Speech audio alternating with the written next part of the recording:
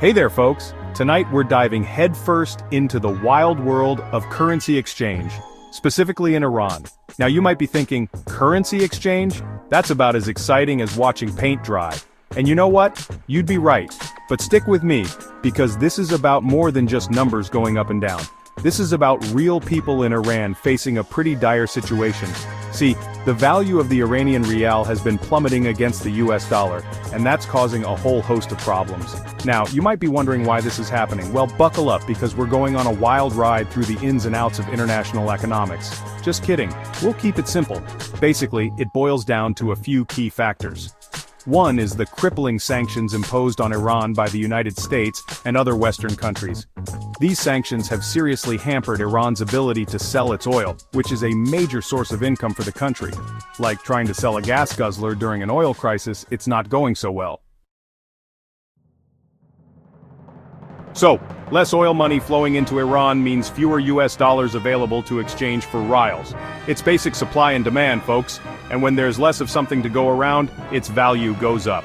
The Iranian government has tried to intervene, but it's like trying to hold back a tidal wave with a sieve. The rial keeps falling and prices keep rising. But it's not just about oil. Sanctions also make it incredibly difficult for Iranian businesses to operate internationally. Imagine trying to run a business when you can't use international banking systems or import essential goods. It's a nightmare. This has led to shortages of basic goods and materials, further fueling inflation. And then there's the issue of political instability, both within Iran and in its relations with the rest of the world.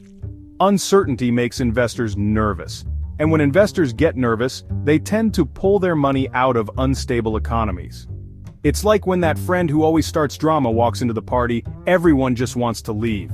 This capital flight puts even more pressure on the rial, creating a vicious cycle of economic decline. So what does this all mean for ordinary Iranians? Well, imagine going to the grocery store and finding that the price of bread has doubled overnight. Or trying to buy medicine for your sick child, only to discover that it's now 3 times as expensive. This is the reality for millions of Iranians struggling to make ends meet in the face of skyrocketing inflation. The situation in Iran is a complex one, with no easy solutions. But one thing is clear, the Iranian people are paying the price for economic mismanagement, crippling sanctions, and political instability. And that's something we should all be talking about.